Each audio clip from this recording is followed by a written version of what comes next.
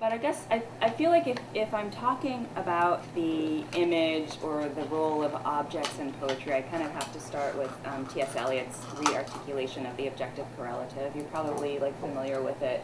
I'm going to quote from his essay in which that appears. The only way of expressing emotion in the form of art is by finding an objective correlative. In other words, a set of objects, a situation, a chain of events which shall be the formula of that particular emotion, such that when the external facts, which must terminate in sensory experience, are given, the emotion is immediately evoked. One way that I like to think of that is thinking of the way that image works in film or even photography. Sometimes the most effective way of capturing a sense, a sense of feeling, a sense of what's at stake, is by zeroing in on something that seems to contain the essence of that. So if there's somebody who's troubled, then maybe instead of giving a voiceover to just explain that, a film would show us the hands doing some nervous kind of work, or the mouth chewing away at itself. I think that when you are reading or writing poetry, that comes in ways that kind of work like this. Sometimes poems talk about what's happening, but the times when they catch you up in a visceral sense of almost the immediacy of what's taking place, it has to do with what's projected or what's demonstrated within the poem. I think that sometimes what happens is a speaker in a poem will be looking at something, and the way in which that object is perceived kind of shows you the emotional lens. So think about it, when you're in love, the world is beautiful, and you see children and they're playing happily and the voices are joyful. When you're angry, you see the same things and it sounds like pigeons screeching, and the sun is blasting you instead of beaming upon you. So the way in which the world is rendered can tell us a lot about the perspective behind the voice in the poem. I feel like much of what poems do is to show us things as they are. Details and images come in to replicate an accurate sense of, or a literal sense of what's happening, what's being considered. But what I think is more interesting is when poetry finds a way of defying the literal sense of a thing, and it tells us something that's a little bit more like this. This thing, I keep saying thing, this experience, this person, this encounter, this memory is so unlike its ordinary self that in order to understand it the way I experienced it, you have to get outside of that normal context in which we consider this thing and come all the way over here. And I want, and by doing that, by crossing that distance, you're going to understand how enlarged or distorted or surprising this thing is from its ordinary self. And I feel like that when poems do that, then poems are really helping to give us language for the feelings that often confound us in life. Think about the moments when the whole world turns to poetry, not just poets, not just people who love and read poems because they believe in them, but people who read poems twice a year. It's often something that's big and troubling, that doesn't fit inside our ordinary vocabulary. It doesn't fit inside a phone conversation. It doesn't fit inside a text message. There's a feeling that has confounded our ordinary sense of the way things should work, and it's something like a poem that might be able to put us into a new relationship with language that might help us to translate this strangeness into something that another person could recognize. Maybe we can look at a poem. I'd like to do this kind of back and forth, talk about some of what I'm thinking, and then see if we can locate some of this stuff in actual poems. And I'd love it if, instead of just listening, you might tell me what you see. I teach creative writing at Princeton, and I'm always asking my students the exact same question after we've read a poem. What do you notice? And I want to hear what what's happening in the poem that catches your eye, your ear, moments where things seem to shift and signal some sort of a necessary change, moments where things seem to go against logic in a way that is surprising or arresting. I always read with something in my hand so that I can annotate the poem and kind of make a roadmap so I can get back to some of those moments. So, somebody have. Sorry. So let's do that. This first poem is by a young poet named Steve Scafidi. It's from his first book, which is called Sparks from a 9-Pound Hammer. And I feel like it's a good starting point because he's trying to get to something that's utterly abstract and probably impossible and probably something that doesn't exist. And the way that he goes about doing that is to see, how many things he can bring into the poem that might bring us close to what he is trying to conjure. I'll read this one and then maybe we can share the reading of some of the other poems that we'll look at. Something new under the sun. It would have to shine and burn and be a sign of something infinite and turn things and people nearby into their wilder selves and be dangerous to the ordinary nature of signs and glow like a tiny hole in space to which a god presses his eye and stares, or her eye. Some divine, impossible stretch of the imagination where you and I are one. It would have to be something Martin Buber would say and, seeing it, point and rejoice. It could be the mouth of a Coca-Cola bottle or two snakes rolling down a mountain trail. It would have to leap up out of the darkness of a theater and sing the high, silky, operatic note of someone in love, and run naked, slender fingers through the hair of a stranger, or your mother, or father, or grandfather, or a grassy hill in West Virginia. It would live on berries and moss like a deer, and roam the woods at night like the secret life of the woods at night. And when the sun rises, you could see it and think it is yours, and that would be enough. And it would come to you as these words have come to me, slowly, tenderly, tangibly, shy, and meanderingly. So I guess our central focus is the image, but you can't, poems are not just lists of objects, right? The images are put into motion by a lot of other, elements of language. So in talking about the image within the poem, we also need to talk about, the line breaks, the stanza breaks, moments where suspense seems to happen, moments where verbs are pushing these objects in ways that we do or don't expect, and anything else you notice. So what are some of the things that stand out to you about something new under the sun? Who's Martin Buber? Martin Buber is a philosopher. One of his most famous works is called I and Thou. And I feel like he's conjured in the poem by the line right above where the speaker says, some stretch of the imagination where you and I are one. But then you think about the work that language does in philosophy. It's about rendering ideas and making them real and creating new realms of possibility. So the next line allows what he says to become a physical object that he almost like a child could point at and rejoice. This is interesting to me because I'm an actor, so my experience of this might be different because I see the person. Can everybody hear Anatole? I see the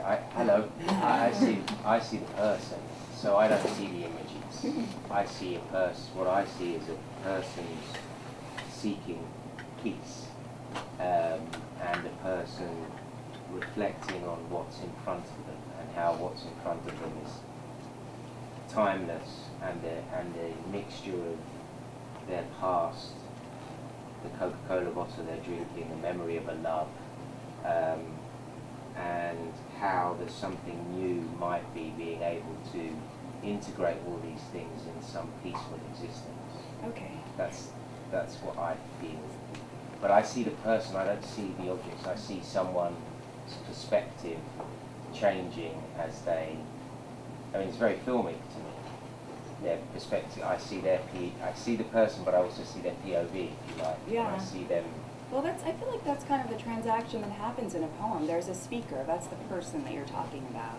And we don't know much about a speaker until we begin to hear how he or she thinks, what he or she is speaking in reference to, where they are. And so what we learn, what you begin to sense about the person, has to be filtered through the vocabulary, the statements. The statements here are driven by all of these associations, yeah, and their recollections, they're things that are imagined, they're things that are almost wished or willed into being. But I feel like that's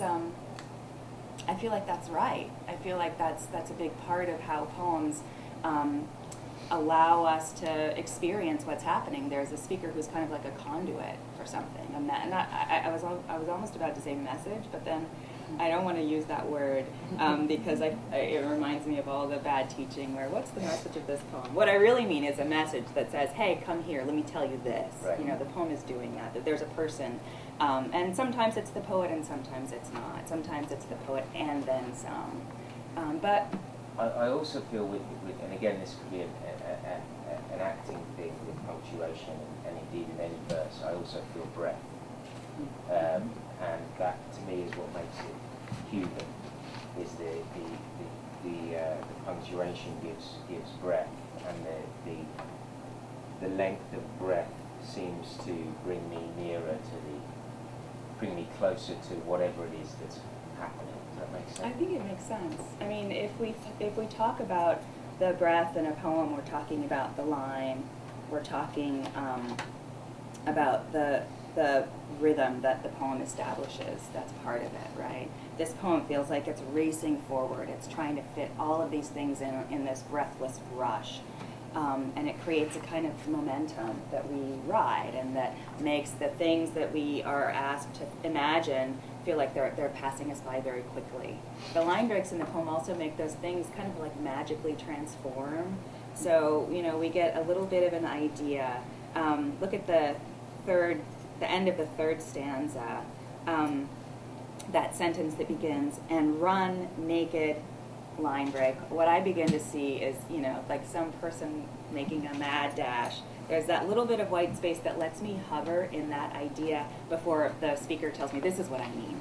Naked, slender fingers through the hair of a stranger. So suddenly the scale shifts. My sense of, you know, the kind of ecstatic image that I was beginning to conjure shifts. I think what happens is I get to have both. You know, the initial idea doesn't, you know, it's not expunged from my mind. So that contributes to part of the feeling that the poem generates. But the poem also tugs me in this other direction. It almost, through sleight of hand, makes that image something smaller. I feel like that happens a lot in this poem where, you know, the next line, naked, slender fingers through the hair of a stranger, which is, you know, kind of a sexy, beautiful, you know, exciting thing, or your mother or father or grandfather. And so there are all of these ideas that don't get to stay put for very long, but they don't go away either. Were you going to say something? Yeah, well, I think I'm struck by the use of the impersonal pronoun so prominently throughout, in light of kind of what Anatole's saying about the personal perspective coming through, but then the reference to Martin Buber as well, and that it being something that he's saying there's no I-it relationship, there's an I-thou relationship, that this poet is forming an I-it relationship between both the speaker and, in a sense, the reader, and whatever is being conjectured here in terms of the something new under the sun. But that it's so prominent that that starts at least the first and third stanzas, and then throughout most of the new lines, like after a period, are starting with it as well. And there's this kind of the abstraction, that reaching towards something, but then there's also something deeply personal in whatever the it is, that at least isn't allowed for as much in, and I don't know much of Martin Buber, but of what I know, isn't allowed for as much in his concept of the it. So it's funny, like we have this idea that poetry's got to dwell in concretes, and yet the title that the poem sits under is telling us every little concrete thing that you can get your hands-on in this poem is really just serving to give you an idea of this huge abstract thing that doesn't fit into a word. It's an it, and it's going to keep changing. And the title tells us that if you're a pessimist, it doesn't even exist, right? There's nothing new under the sun. And so all of the work is, I think, creating a kind of dynamic tension between the minute possibilities that each of these images kind of puts into motion, and then the large unknowability of this ambiguous it, this speculative thing. Maybe a big part of the work of any poem is to see what kind of tension can be created between the certainties and this hovering uncertainty, which is kind of what we're interested in, right? It's the mystery. It's the thing that we, I don't know if the language of faith is appropriate, but the thing we believe might be there, and whatever direction that belief is facing is something that's going to be pushing back against all of the other bits in the poem to create a wish, I think. What are some of the other things within the writing? So even things, details. We talked about the Coca-Cola bottle, the naked, slender fingers. Are there other moments of concrete detail that do a particular kind of work for you? Grassy Hill in West Virginia. Can you? Grassy Hill in West Virginia. Very, very concrete. Yeah. What's the within the line? That's another one of those moments where we get a scale shift, right? So we've already gone through the fingers of a hair and the family members, and now we're back outside in the landscape with a different kind of intimate relationship with space, right? There's almost like a tenderness that you can imagine, or something maybe more playful. I really like how, again, talking about that shift at the end of the first stanza, it talks about being dangerous to the ordinary side and low like a tiny hole in space. So it's sort of alluding to both the stars and the sunniness, but also Australia is the hole in the ocean. But then in the next stanza, again, it makes that shift to something incredibly metaphysical and beautiful about the God person's eye and staring. And then her eye. I mean, another thing that's striking about this poem is that it's very incantatory.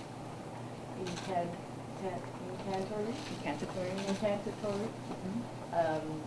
That, and also very fluid in a very kind of, I guess, physical, Buddhist kind of way, and that everything is transient and the images sort of departing to they're everything at once, and yet they're none of them at once, and yet they're all at the same time. Yeah. Well, that idea of incantation also brings me back to the sense of the voice, right? Or the breath that we were talking about initially, and the sense that there's something that's riding upon all of this energy that is almost like a present that's exterior to the poem, something that the poem conjures. And I don't know, maybe it is a good enough word for that thing, but maybe another way of thinking about it is that sound creates a physical presence. It's like either a space that the poem is creating around it, or it's a presence that a reader might feel, feel brushed up against by, and that contributes, I think, to the way that the objects and statements are felt. It's like, imagine the work that music does to something that also has lyrics. They're working together to produce an effect. I was actually going to say, when I keep looking at it, I keep getting a sense of the song. Like, think of what Anatole was saying, because I'm an actor as well. I'm kind of seeing a musical theater element in it.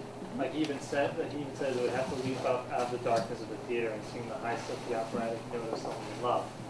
And the first thing that comes in my head is something's coming from West Side Story, and it's weird. But because that is a song about this guy who has a sense of hope, and, that there is something there that he's reaching for, and I feel like that's kind of the antithesis of what the poem's about. Yeah, there's something wonderful about what happens when something gets tossed at you. and you receive it and you do the work to see what it is in its terms, but it also inevitably is going to conjure something else that you've experienced. And so there's almost like a math that's happening, some sort of like transaction that's happening when the poet or the speaker surrenders the stuff to the reader and the reader receives it. I think there's a lot that poems do to prevent really egregious misreadings, but I also think that there's a lot of energy that gets built from this very small distance between where something originates and where it's received. So there's a way that a poem becomes a little bit larger than its self. Anything else that you want to say about this poem? I mean, I feel that the last 4 or 5 lines also conjure a really beautiful sense of the nature of the it. It's almost feels like we've got a grassy hill in West Virginia, we've got the woods at night, and the kind of secret sense of what transpires there, and then we get this creature that is the it, that is also, the words in the poem that's approaching almost like a deer or something that's tentative and wary. Rhythm-wise, it seems to the beginning and end mirror each other in punctuation and the length of that from the and be a sign. That run there is almost exactly the same as it would live on berries. It's the same, rhythm. I presume that's very deliberate. I think so. I mean, I don't know that the poem got plotted out in, such a way that the poet said, okay, I'm going to start out with these short statements, fragments, build out momentum, and then slow down, decelerate in the same way, but I think that's exactly what happens. Sometimes how many of you are writers? I feel like a lot of what I'm saying or thinking has to do with how the poems I read can help me write. So sometimes, I can imagine the poet has written the first 2 stanzas of the poem and is going forward. By the time he gets to the 4th stanza and is trying to imagine how to get out of the poem, he's got to go back and read what he's written. Okay. And he begins to hear an energy. He begins to hear the pace accelerate. And, maybe one way of coming up with an exit strategy is to enact that in reverse. I can imagine that. I can also imagine how some of the images that were generated in the poem, the natural world, also probably triggered the sense of the creature that comes in at that. I feel like the images in the poem are like kind of flashes of insight that then go away and then come back, and then finally this thing emerges.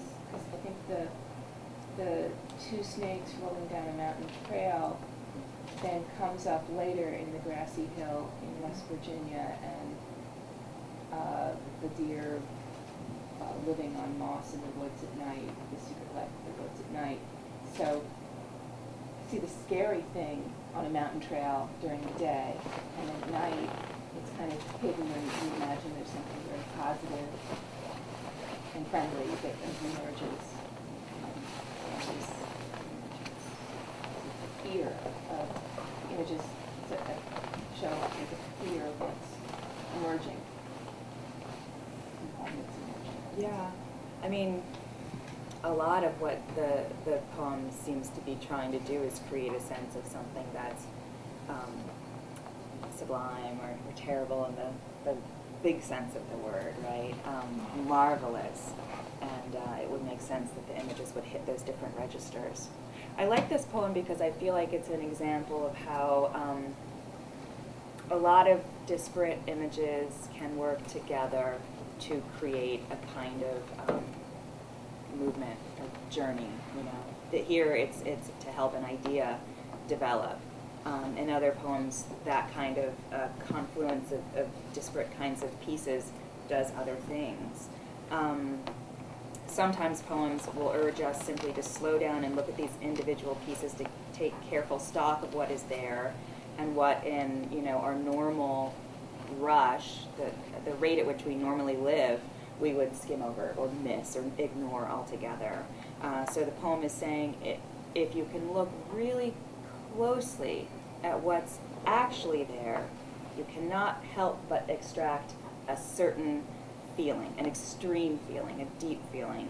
That's what I feel like the next poem in the packet does. It's called Poem, which makes me feel like it's also a poem about writing, or about maybe the nature of poetry, what poetry's after. And it's by the poet Norman Dubie.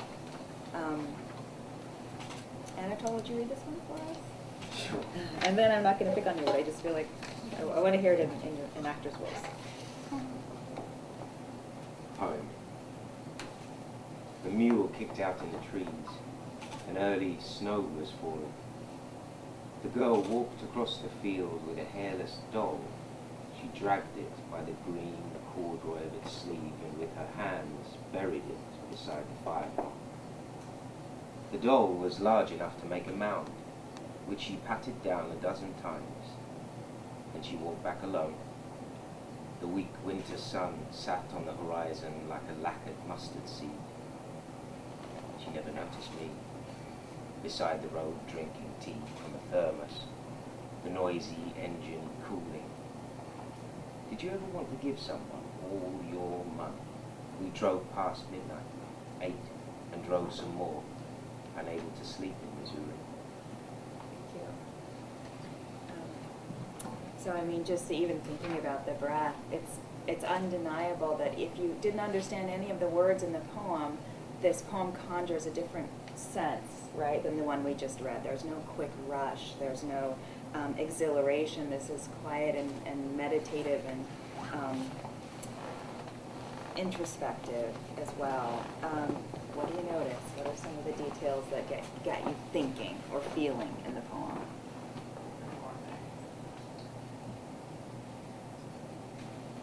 Concept of a hairless doll.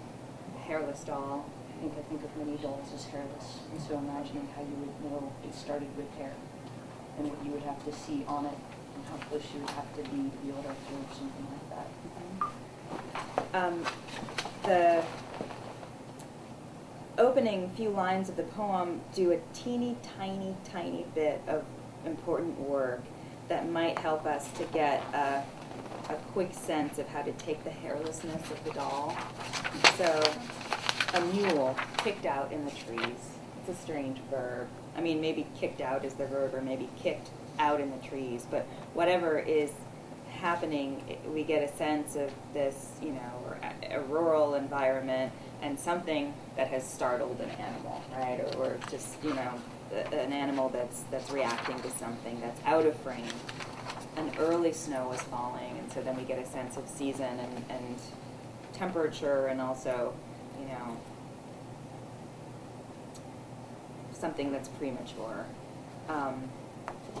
The girl walked across the field with a hairless doll. I feel like those first two steps, if you think of them as an establishing shot, create a little bit of tone. So for me, the hairlessness begins to feel bereft. Maybe it feels bereft when I see the word dragged at the end of that line. But then, you know, I've got to keep going in order to confirm that sense. Are there other things that happen early in the poem that create a sense of how you take what's happening in the scene? Can I ask why he doesn't start an early snow on a new line? Well, I don't know.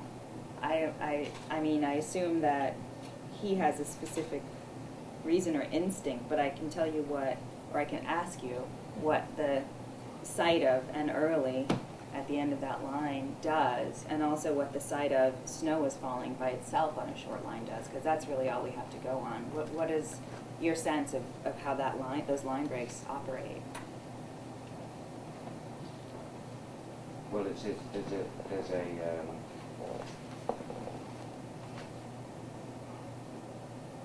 southernness to it, and there's a southernness giving way to a heat. That's the other way. Because that first idea is sort of truncated. Yeah, it's the mule kicking out, and then an early is taking me away from the mule, and then I realise the snow is falling. Sometimes I feel like lines they're containers for lots of different things. Sometimes it's a container for sound. Sometimes it's a container for a full-blown statement, and sometimes it's a container for all or part of an image or parts of images. I feel like it's this thing that allows the poem to work on different levels at once. Because you're reading a poem, you're reading for sense, at least until the poem tells you there's no sense. It's not that kind of sense, so don't read me like that. But here, we have a period, we have a comma. I feel like punctuation is telling us, okay, syntax is going to behave in the way that it normally does. So the line is framing something. The line is asking me to think about the mule and early together before I go on to the fuller sense of the statement. And so it creates a sense of time and day and place, too. I don't know that the poet said, I'm going to create a sense of time and place. Sometimes when you're writing, these choices get made, and it's sort of like instinctual. Sometimes, you write a line, and then you move something to another place before or after the line break because there's a different effect that you might be seeking. So I don't know if this is premeditated, but I do feel like he chose ultimately to create a first line that contains these two bits of information. And I think that what they do is to create a sense of tone and space. So yeah, we have the sense of early, and we don't yet know where it's going, and then we get the snow falling, and suddenly, there's another bit of action that kind of counterbalances the action of this animal out in the trees, I imagine, like tied to a tree or something. There are other little details in that first stanza that I think are so important. We have hairless doll, we have dragged, she dragged it by the green corduroy of its sleeve. So, the green corduroy is something that creates a sense of proximity and texture. We can almost feel the doll. I don't know if this really happened. I don't know if it did happen if the doll was wearing green corduroy, but I know that the line in the poem does something to make me feel close to the action and make me feel like, the presence of this little object in my hands. By the time we get, and with her hands buried it beside the fire pond, I'm really worried. So can we talk about the first stanza? I know we've read the whole poem, we know what happens, but can we just pretend we've only read the first stanza? What is this gesture setting into motion, and how do you respond to it? Is there like emotional residue that you can kind of pick up off of some of the actions or objects so far? Well, I found the color green pretty startling because he doesn't talk about really color anywhere else, but it struck me as, green. So, and the corduroy, that's an intimate description in a way. Like he saw that it was corduroy. So that struck me as, wow, Yeah, and the fact that that's really kind of the only, at least at that point in the poem, the only bit of color, it serves the purpose of making everything else seem like it's kind of like washed out, right? We only see green.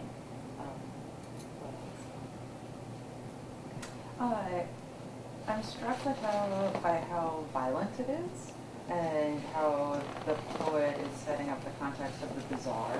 And I can't just isolate the first stanza, the violence of patting it 12 times and then someone observing you, sort of like being creepy, sweepy. Maybe not so sweepy. But as we move into the second stanza, I'm struck by this balance of like violence and untouched rusticness. Violence and like the sitting on the horizon like a lacquered mustard seed. There's something very like calm and placid. There's some really, the details indicate there's some strange stuff happening. Mm-hmm. Yeah, it's an eerie scene. Mm-hmm. It's unusual and sort of troubling to imagine why a kid would, if the doll is hairless because it's beloved, why is it getting buried? What's caused the child to want to do this? I think that's the larger question that the poem doesn't even need to ask because it conjures it. Here's an example of one thing that, the topic of this workshop hopes to make you realize. Sometimes a poem can just build a thing and let you deal with it yourself, instead of saying, I saw this and this is what it means. You know, he goes on to comment upon it, but first he says, just get in here beside me and just deal with this kid. What do you feel? The contradiction of the piece is there's a friction in that first stanza for me between kicking mule and the gentle snow falling and the colour of snow and the fire pond. You know, there's a, I think that's speaks to the violence. You know, there's a friction. There's a danger. Yeah, I think you're right, and I think that you know, I would probably say it's like a dramatic tension because there's a sense of something that's not as placid as what other elements of that scene are showing. But then there are other things, right? So burying by the hands, there's a desperation there. But there's also the noun fire pond does plenty for me in the poem. What is a fire pond? Does anybody feel like? I think it's an artificial body of water that is used to, in case of fire, in places where there isn't water. So it also create. I mean, it's a beautiful noun because it gives you a little flash of heat, but it's deadened by what it really is. It's this stark place where there's a dug up bit of ground where water's in it, so in case of emergency. And so it does something to answer some of the questions of where we are and what. I mean, it urges me to assume, maybe that's bad, but certain things about the conditions that this kid is living in. Okay, so let's keep going. We get that, you know, that gesture. She pats it back a dozen times. Then she walked back alone. We already knew she was alone, but we get to see that. Well, no, she walks back alone because the doll, I guess, has been left behind. Her aloneness is amplified by the fact that this little doll is now gone. I love the next two lines. I feel like the next two lines are one of the only moments of overt, like, metaphor in the poem. The weak winter sun sat on the horizon like a lacquered mustard seed. It's such a heatless image, right? It's such something that's not only small and yellow, but it's also been plastered over with something that would prevent any of its essence from really coming. It's just like this sun is not doing any of the work of the sun. It's diminished by the nature of that image. Also, the sound, I think, does something to seal off the scene. The weak winter sun sat on the horizon. We get a little bit of alliteration, a little bit of rhyme or slant rhyme, like a lacquered mustard seed. That last few words kind of just slap the stanza shut for me sonically. And it's lonely. Yeah. The weak winter sun is lonely. It seems to me as a loneliness to the film. Well, there's a contrast between the size of the mustard seed and that the doll was large enough to make a mound, and so the doll being featured in some way in the foreground and the sun in the background. Yeah, so there's this The contrast of size. Yeah. There's a real, I feel like there's a real diminishing of time that's coming from like from the first and the second. Like I feel like it's constantly it's lowering a little bit. I feel that's what I'm getting. I think there's also a lot of innocence in the poem. We get beat for beat the day of a life in a child from the child's perspective. And I think the choice of words, especially in the first line, using a mule, really sets the tone of a very slow, sort of lagging day. And, you know, it's followed up with the imagery of patting the doll down a dozen times and the weak winter sun and the noisy engine cooling. So you really get a sense of this very slow day in this child's life, which can seem like eternity when you have no other responsibilities except to your doll or whatever else.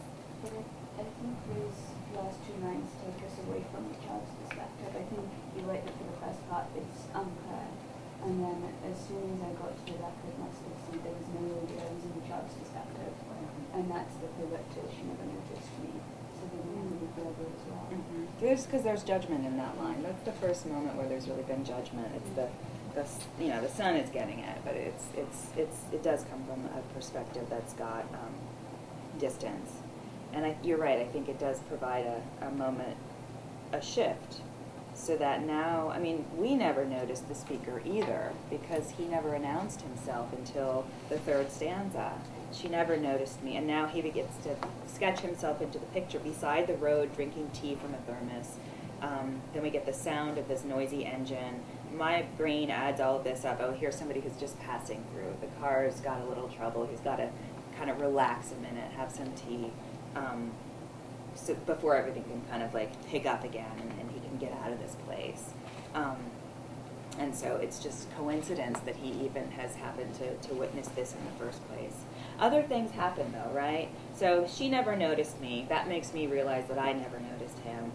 The noisy engine cooling. Suddenly I hear this first sound in the poem. I haven't heard sound yet, and so suddenly the sound of the car creates a larger sense of action, I guess. Like things, life is actually happening, even though the poem almost feels like this standstill, or like this little silent film that's playing before my eyes. And then the poem does the thing, which is to get rid of any allegiance to the concrete, and it goes into a place that's asking me to see if I've ever felt something like what this made. Like this is where the poem zooms back into the ambiguous and maybe the mysterious. Did you ever want to give someone line break, stanza break, white space, suspense, all your money? I wish I had written that line. What do you hear when you hear that? What did it feel like reading that? It felt, I don't want to sing to it, but it felt warm. Up until that point in time, there was a I don't know, a coldness. There was a mystery, and it was uncomfortable until that point. Mm-hmm. This felt warm and loving. Okay, so there's maybe a little empathy or something. What else? Well, if you've been in rural places like Missouri, it reminds me of that, of when they say bless her little heart. Mm-hmm. And instead of disturbing imagery in the beginning of the poem, I felt more, it was like with the mule, you understand that you're not in the past because you hear the car engine as well. So you know that if there's a mule nearby, it's because people can't afford a car probably, or farm machinery or something like that. And so I saw it as her way of making sense of death and dying with her doll, because people are precious in these really small communities. So he sees this and understands this and wants to share that situation. Yeah. Or that's what I felt. I love that reading of the poem. And it also makes me so excited to realize that, you know, we're slowing the poem down, we're talking about it, we're breaking it down, but you really generally just read a poem, and all of that rushes at you, or you realize that it's kind of like swelled up around you, and you understand something, which I think is just so, it's almost like a feat of magic, that we get a sociological perspective, we get like all of this stuff, we're taught about something that happened in the world and what it feels like, and in reacting to the poem, the only way of expressing that is by talking about it for 20 minutes. You know, it's kind of amazing, the economy of everything that seems to characterize a well-built poem, which I think this is. So that question seems to be a really hot spot in the poem. It changes things. It urges us to synthesize what we've seen. It asks us if we feel empathy as well, you know. It also, I like the fact that it's tentative. It's a question. It's not a matter of this person watching this and then knowing, but wondering, you know, is this a feeling that you've had too? There's something gentle and unobtrusive about that as a reaction. And then, instead of doing any of the work that you might be tempted to do if you were a young writer to explain, the poem picks up, the man gets back in the car, and he moves forward. We drove past midnight, ate, and drove some more, unable to sleep in Missouri. You know, all of the work that the first three stanzas in that question do is really to set this kind of departure and lingering unrest into motion, right? And he leaves us there. He leaves us with that. When I teach this poem to my students, I also say, you know, sometimes poems can, even if this was a real scene that the poet witnessed, maybe it didn't happen in Missouri. Maybe the word Missouri had a certain kind of like effect that seemed helpful or appropriate for the poem, you know. I hear Missouri and I hear misery also, the sound of the word, and I feel like that quiet echo of that idea does a little bit to underscore maybe not the state of the kid, but the state in which the speaker finds himself as he goes on with his journey. I see it as a metaphor.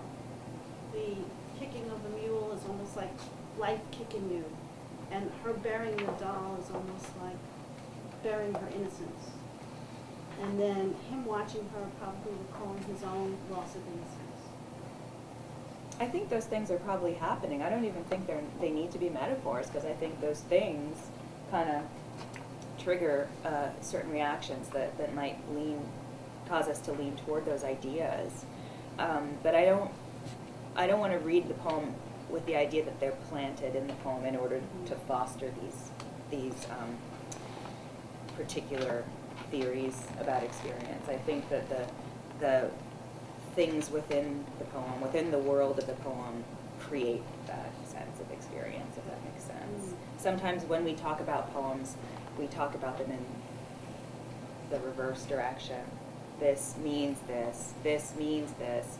But what I think might be more organic and a little bit more freeing too is to say, this seems to conjure this, or this seems to tell me this, or make me think of this.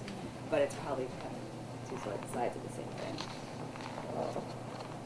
At the end, this all jump out at me.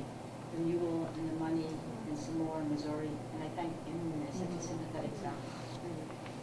I just made the sound.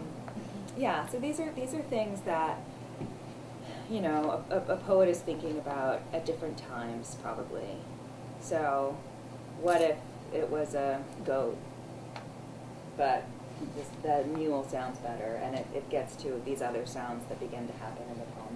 That might be one way that revision would create a more unified object. Because the poem isn't really it's not a news story, it's not even a photograph, it's an object that's using sound, image, statement, all the stuff we've been talking about to you know, create art. And so there are things that were probably changed to heighten that sense. I'd love to look at a couple of poems that are like portraits, and I think they get back to that idea that this thing or person is not like a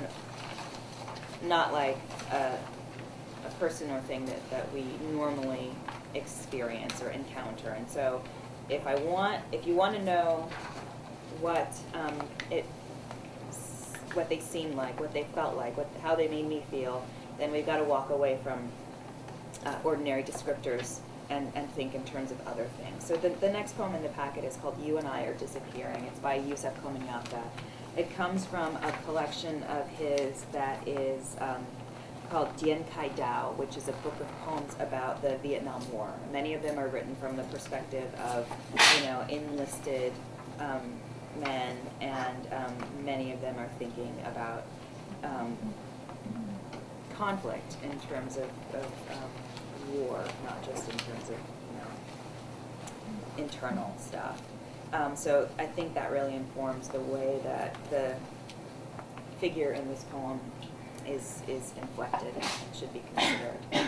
You and I are disappearing. The cry I bring down from the hills belongs to a girl still burning inside my head. At daybreak, she burns like a piece of paper. She burns like foxfire in a thigh-shaped valley. A skirt of flames dances around her at dusk. We stand with our hands hanging at our sides while she burns like a sack of dry ice. She burns like oil on water, She burns like a cat-tailed torch dipped in gasoline. She glows like the fat tip of a banker's cigar, silent as quicksilver, a tiger under a rainbow at nightfall. She burns like a shot glass of vodka. She burns like a field of poppies at the edge of a rainforest. She rises like dragon smoke to my nostrils. She burns like a burning bush driven by a god-awful wind.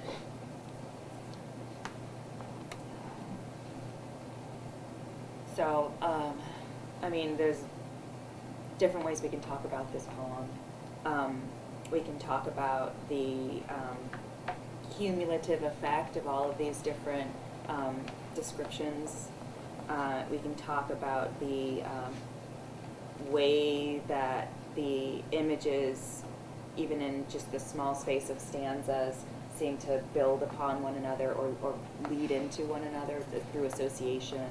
We can talk about the shifts that occur, the different sense. You know, what do you want to zero in on first here?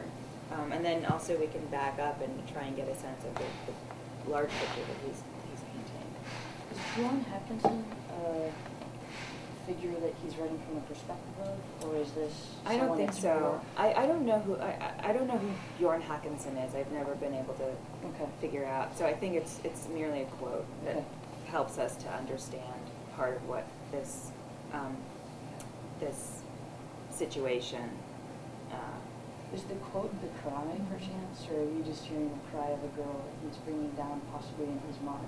I feel like the title becomes clearer to me after I get to the third stanza with a we and she, and so suddenly I'm thinking of pronouns. There's an I, there's a we that feels complicit and yet impotent to do anything about this. There's a she that's being consumed.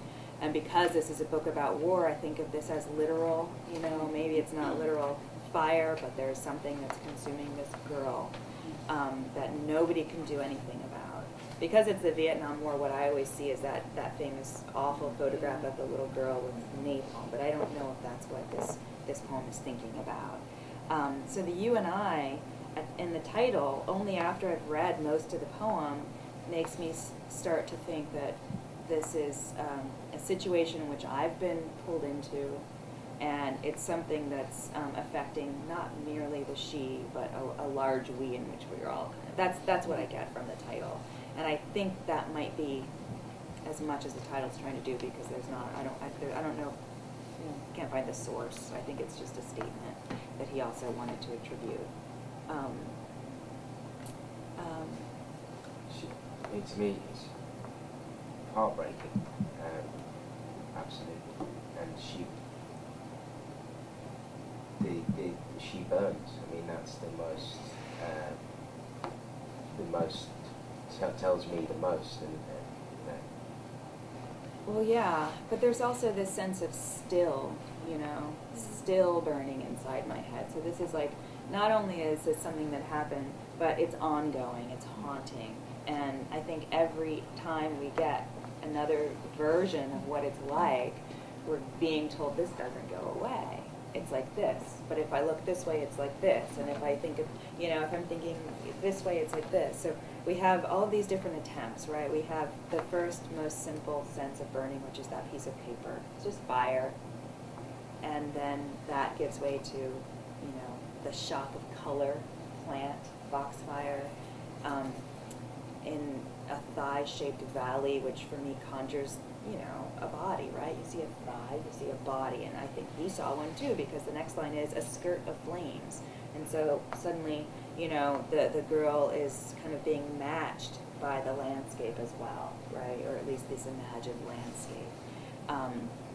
There's something unsettling too about the beauty of that image. A skirt of flames dances around her at dusk, because we know it's real. This is not a metaphor. This is only a metaphor that is trying to make us understand how inescapable this awful real thing is, right? So it's not about just making sense of fire, and it's not about really literally telling us what he saw. It's about this is the internal psychological or spiritual effect of this reality, and it's going to come back again and again and again.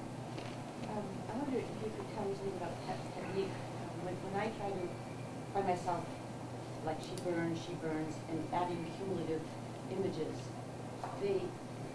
my effect is weak, and I feel like it becomes either arbitrary or peters out and loses force. And this poem does nothing of that. Well, I think one of the reasons why this it maintains that energy is because he's turning to all of these disparate types of burning. And I think one mistake that a young writer could make, or just, like a person writing a first draft could make, let alone where you are in your career, but is that you could try and focus on creating a single sense over and over again, right? Yes. And he's abandoned that. He's saying, okay, I'm going to give you one little glimpse of fire, and then we're going to go somewhere else. And the heat I'm going to conjure in the poem is, and the sense of discomfort is going to come from all these different places. So we go from literal fire, we go to a visual sense of a plant in a landscape. Then we come out of it altogether, so that in the very middle of the poem we realize there are people that are doing nothing about this. And it's because they can't or they won't, it doesn't matter. And then we get sack of dry ice, which isn't hot, but it smokes. So that's burning as far as the poem is concerned. Oil on water, and then that gives way to a cattail torch dipped in gasoline. But that also does something to think about some of the commodities that cause war in the first place, right? Oil, gasoline, fat tip of a banker's cigar. I feel like that shift might have happened simply because oil on water could, house a flame, but then he stopped and took stock of what he had set into motion and went in this other direction too. And I think that's another way that the poem resists getting stalled. He's thinking in different directions. And again, it might be the result of various drafts of the poem and adding these other layers in. I'm interested in some of the strange things that happen in the fourth, fifth stanza, the last stanza. Silent is Quicksilver. Quicksilver is it like mercury? Okay. So it's funny that's, of course it's silent. But when I get a banker's cigar and Quicksilver, I also think of like money somehow, because I see the word. I see even those two words together. So he's getting a lot of mileage out of things, just like the fire pond did kind of a couple kinds of work. Here we get this word that does a couple of different kinds of work. Dragon smoke does that as well. The shot glass of vodka creates that, physical, visceral, close to home, close to the heart sense that I think is unsettling in the poem. That's already unsettled us in so many different ways. Before we get to that last line, though, again, this stanza's fast. So you really, by the time the poem has done its work upon you, you really have just taken these things in and responded to them almost like in an unconscious way. And I think a lot of what we're picking at in this last stanza is something that we're bringing to words from a place that's like deeper than that. And it's unsettling, it's shocking, it puts us through different types of reactions. Some of them are glorious, some of them are frightening, some of them are just kind of confounding. And I feel like that series of feelings is not out of sync with the other things that the poem is considering. And that last image is, I think, so beautifully undercut by god-awful. So suddenly we realize, as if we needed someone to tell us that this isn't a benediction, we get that word that like undercuts all of the speed and all of the unsettling beauty in that last stanza and kind of just dumps it there like a god-awful wind. I think that the last image also is particularly powerful in that in Australia we have a lot of bushfires and they are devastating. They don't just take out one person, they take out entire valleys, they take out entire regions. So that the image of this unstoppable firestorm is really quite menacing and terrifying, and it really does accumulate on this sense of something that's incredibly overwhelming that you can't control almost, and it's just devastating. Oh, that's nice to hear. I always think of that image as just a biblical illusion, but it's also great to know that you can get the sense of, well, you do get the sense of the illusion, and he undoes it with God awful. But if you think about bushfire or brush fire, then this is this, something that's real and racing toward a place and unstoppable. So the image gets to work on both levels, and if it's not holy, then in some way it's almost man-made, which sends me back up into the beginning of the poem again, right? So I'm not sure that he undoes the biblical image. I think he undomesticates it. Undomesticates it? What do you mean? So the word God awful will have a history, and then the word or, and so there's something that is God awful about something like a burning bush. But it's not just this thing for which one must have reverence. It's also terrible, and it killed lots of people. So there's something that's very dangerous about this kind of contact with the divine, and I think that's that wedding of like the tiger under the rainbow at nightfall, and the burning bush with the god awful. I feel like it's not just throwing in there as a curse. It's also something. It's making it's bringing them together more closely. Yeah, it's rearranging our sense of the divine instance of that. Okay, that About primitive child sacrifice during the ancient groups threw children into fires.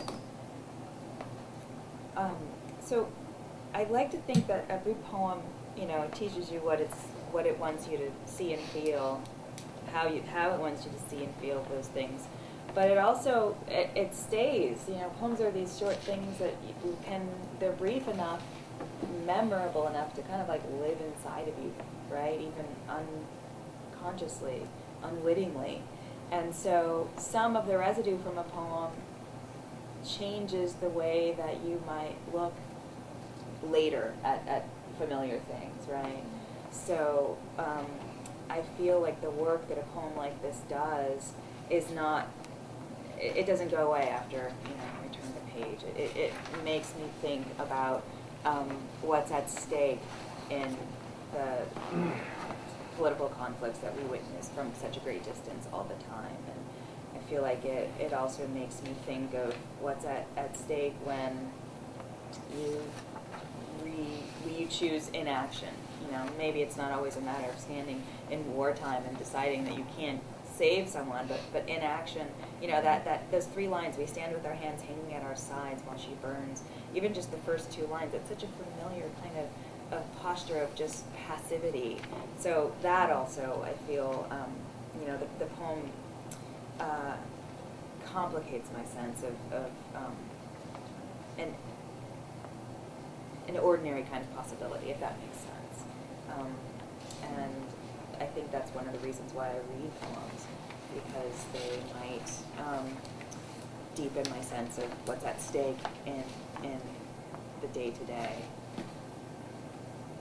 You just wanted to say also about the poison of war. It doesn't stop. It doesn't stop when she stops burning, and I think that's very present throughout the poem. The poison in his heart.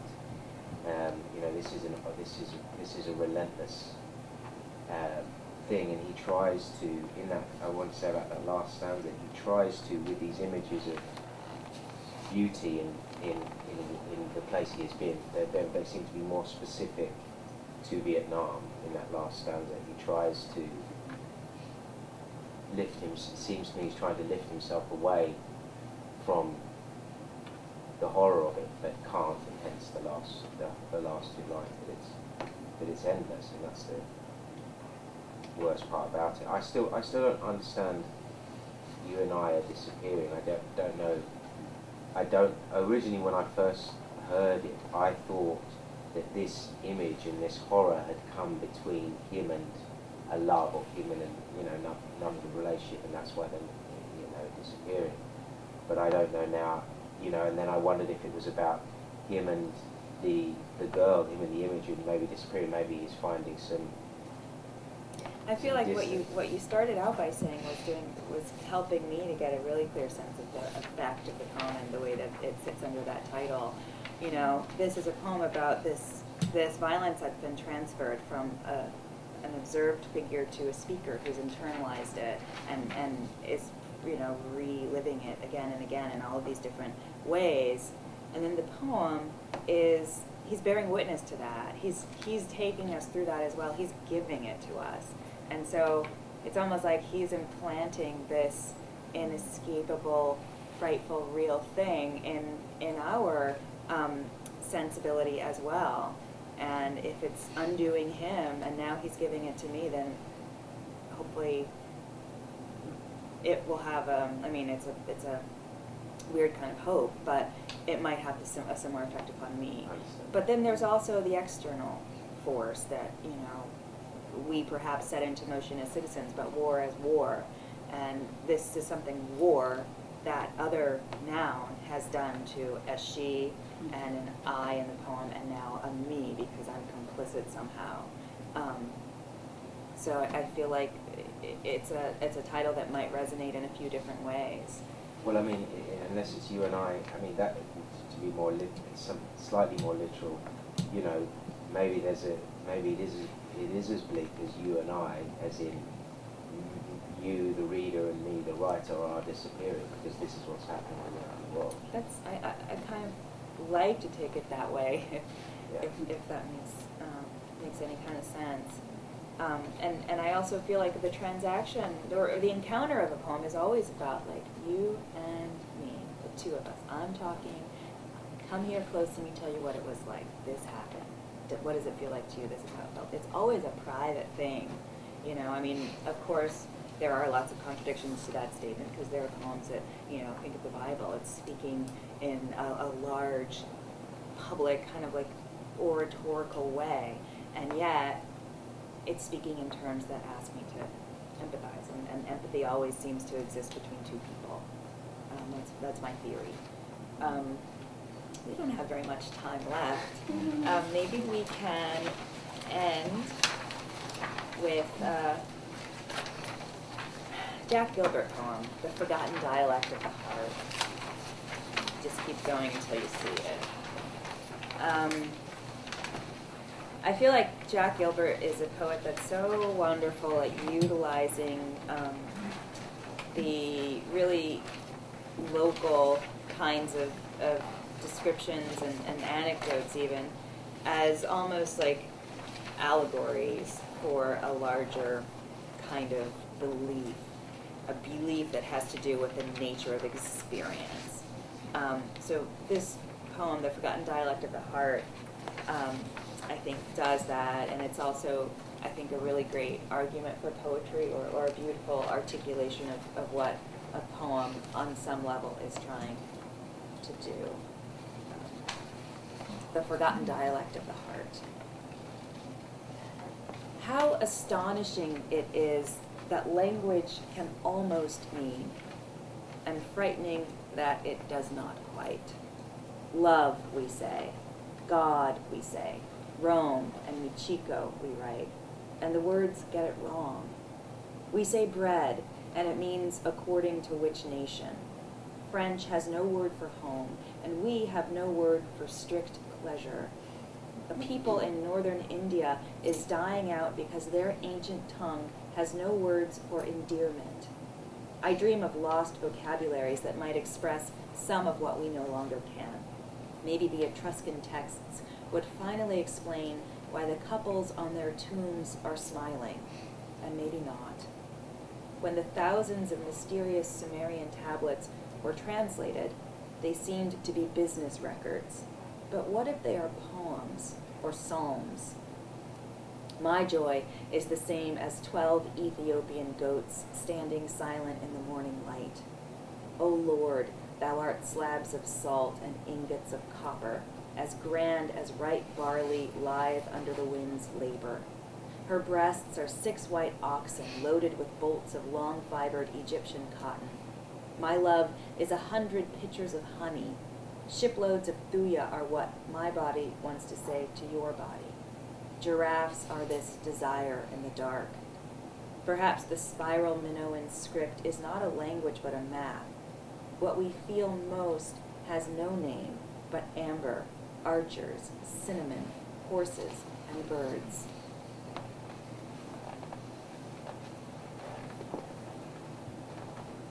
Anything you want to call out about this poem, or kind of call out as kind of like a parting gesture, might send us back into some of the other poems as well. So the movement back and forth between saying language can't say what we wanted to say, but the only way of saying what, the only way of, so we talk about goats instead, but then we talk about and the tablets, we want them to have poems, but actually they have business records, so they're more angry and the archers and emergencies there. So continually saying what you want to do in a poem is impossible. And then by trying to do it, doing the thing that you said we'll end up doing anyway. If that makes sense. Yeah, I love it. I think it's a really beautiful enactment of the larger conundrum of language and particularly of poetry, which is what I kind of sloppily tried to say at the beginning, right? Poetry is words, ordinary words, and yet what we try and do in combining them in the ways that we do in poems is to get them to mean beyond what they ordinarily mean. And here I think he's found a really beautiful way of doing it. And it's nothing, it has less to do with the inherent nature of amber, archers, cinnamon, horses, and birds, and so much to do with the push that sits behind each of those different moments in the poem. You know, things like what my body wants to say to your body, or you know, this desire in the dark. He creates these almost scenes that help us to get a sense of inevitability, and the nouns that kind of set those in motion kind of get a little bit of that residue on them, and then he asks us to go with that, which I think is just a really beautiful feat. I'm kind of interested in its form, in that it's kind of like almost a poetic essay rather than a poem. I mean, not to say that like, I also know nothing about poems, but like not to say that there must be white space everywhere in the poem, but interesting that instead of making things more stand out more with lines and line breaks and stuff like that, he's kind of embedded it all in. Mm-hmm. Yeah. It's about the actual words themselves, but about the content of them in a way. Yeah, I mean, I like the idea that this is an essay or an argument, and I feel like his poems do that a lot. There's a theory that sets the poem into motion. The poem is an elaboration of that, and in doing that, it has to draw from anecdote. It has to look in different contexts. If you look at the poem across the page, he, maybe we have time to read it, he sets up this sense of work, craftsmanship, and then he asks us to think of that as a metaphor for poetry. But it's only after we've gotten really embedded in the nature of slabs of steel and all of the, you know, solid workmanship can we begin to accept the idea about poetry that comes later in the poem. A lot of his poems look like this too. They have those long lines and they don't have a lot of stanza breaks, and they're brief. And it gives them a physical sense of solidity to me. At least that's how I look at them. They're like these sturdy little things that could stand up. And I don't know if that's how he saw them, but it seems to kind of underscore the sense that these are arguments that have been chiseled and honed and crafted and asked to be, at least for the duration of the poem, unassailable. Other things you want to say about this poem? I was impressed by the mix of different cultures that you brought in. It's like the history and the ways of. Yeah. But what is the thuya? I don't know. Like the thuya. It sounds like green or something, but to be honest with you, I don't know. Okay, I might be answers. I could be completely wrong, but let me know. To Tracy K. It's a type of wood. Yeah, a tree. It's a tree. I Okay. just looked it up. There's no mystery now. It just tells you. I think he starts with the word that we often say and assume we know what it means, being love, or like want to mean most. And so kind of showing up what it can't mean, but then follows it with God, being another word that it's a concept which then is very interesting and is followed with Rome, very familiar, and Michiko, which to me at least is not very familiar. Yeah. So like pairing those immediately. Yeah, all of And then those bread. different nouns, do something to change the scale upon which this idea exists. So love, okay, we could let it sort of waft away. There's a poet who's going to start talking about love. It might not stick. God, same thing. Rome, okay, I've been to Rome, I can imagine. And then Michiko, which we recognize as a proper name. At the very least, this is a private relevance here. Inside the book that this belongs, I mean, if you look at the poem across the page, Michiko's death, I want to go back to the time after Michiko's death. So, then we also understand a little bit more about the relationship between the speaker and this particular person. But even if we don't, we know that God, love, Rome, and Michiko all have the same weight in this poem. These are all huge and yet very particular concepts or beliefs. And I think it's a really interesting kind of leveling that the poem enacts there. It elevates the small end, and it also localizes the big end of it. I'm also curious as to the line about the people in northern India is dying out because their ancient tongue has no words for endearment. I mean, I can obliquely guess at what you say, but it's not as explicit as some of what the other things he says about language and other cultures. I mean, I'm kind of guessing that maybe it's because there's no terms of endearment, people are not warm to each other and don't have relationships or consummate their couplings and therefore don't have children. I don't know. It's pretty oblique. It's a pretty big assertion. I've never fact-checked the poem, and I'm pretty sure it didn't appear in the New Yorker because they probably would have fact-checked that line. Maybe it's true though, but I think you probably are getting a good sense of that, right? It makes the same kind of sense as French has no word for home.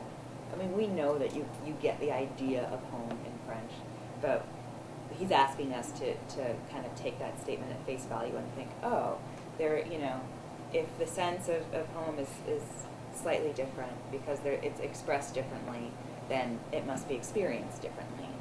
He's laying that out with a small thing, and then he also is trying to give us these other illustrations. Is it true we have no word for strict pleasure in English? There's kind of word form in French, Right. I mean, of course, but I think he's asking us to say what happens. What is it that the literal value of words projects into the experience that those words are used to describe? And in some ways, it's sort of preposterous, and then in other ways, it's a theory worth kind of dwelling in for a moment, right? And it gets us to where the poem is going. I think there's two very gripping sentences in the poem where he comes right out and he says what his theory is. My joy is the same as 12 Ethiopian goats. My love is 100 pitchers of honey. Those are really powerful lines in this theory that we sort of put out there, and they tell us a little bit about him as well. So I thought that was a nice shift. And the translating of the Sumerian tablets happening in that, taking these images of what would be like on a business records, or what we maybe colloquially talk about as like a shopping list of some sort, and turning that into like a poetic form. Interesting to see possibilities within the language.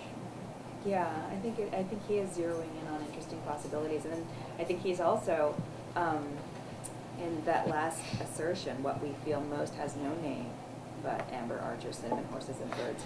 He's he's projecting this kind of wish, and for the last gesture of the poem is to act as though that wish can be true or can be universally accepted.